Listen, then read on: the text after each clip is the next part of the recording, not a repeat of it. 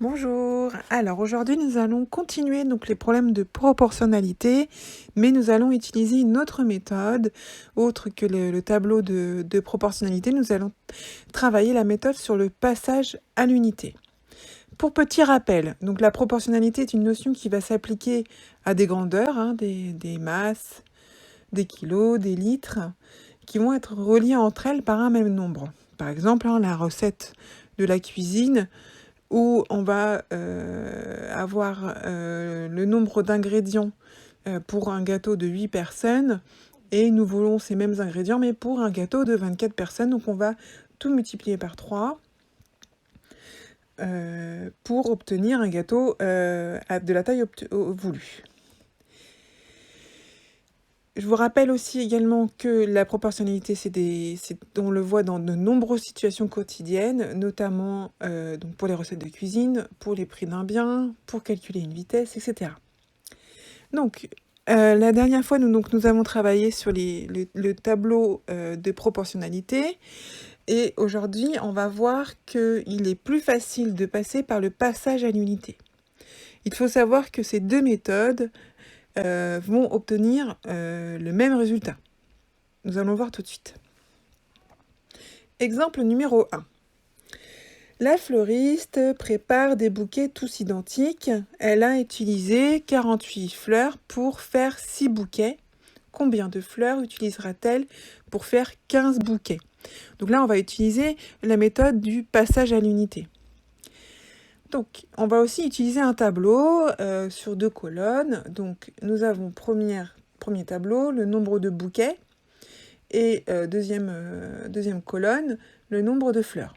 Donc, on sait que pour 6 bouquets, nous avons besoin de 48 fleurs.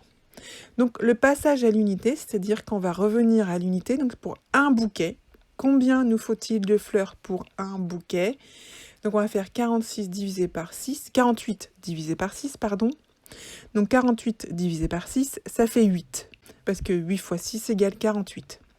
Donc, pour un bouquet, nous avons besoin de 8 fleurs. Donc, combien nous avons besoin de fleurs pour 15 bouquets? Donc, on va faire 15 fois 8, qui égale à 120 fleurs.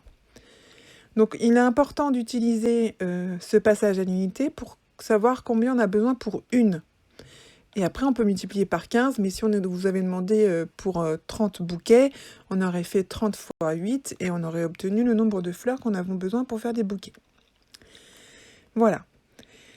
Vous allez voir que pour l'exemple 2, donc j'ai pris le même problème avec la méthodologie qu'on a vue précédemment avec le tableau de proportionnalité. Et ben c'est la même chose, on obtient le même résultat. Regardons, donc toujours sur 2 lignes cette fois. La première ligne sur les bouquets, la deuxième ligne sur les fleurs. Donc 6 bouquets, 48 fleurs. Nous allons multiplier tout par 2 pour obtenir 12 bouquets, et donc 96 fleurs. Mais on ne peut pas aller de 15 à 12 comme ça. On doit revenir donc à un nombre de bouquets qu'on peut multiplier pour arriver à 15.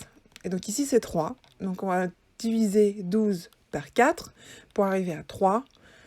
Et donc 96 divisé par 4 égale 24. Et donc maintenant, pour passer de 3 à 15, on n'a plus qu'à multiplier par 5. Et donc 15 bouquets est égal à 120 fleurs. Donc j'espère que c'est clair. Le passage à l'unité est la méthode la plus facile à utiliser. Donc je vous invite à faire donc les 4 problèmes que je vous donne en pièces jointes pour vous entraîner sur cette méthode-là. Voilà, j'espère que tout a été clair. N'hésitez pas à me poser toutes les questions que vous voulez. Je vous souhaite une très bonne journée. À bientôt.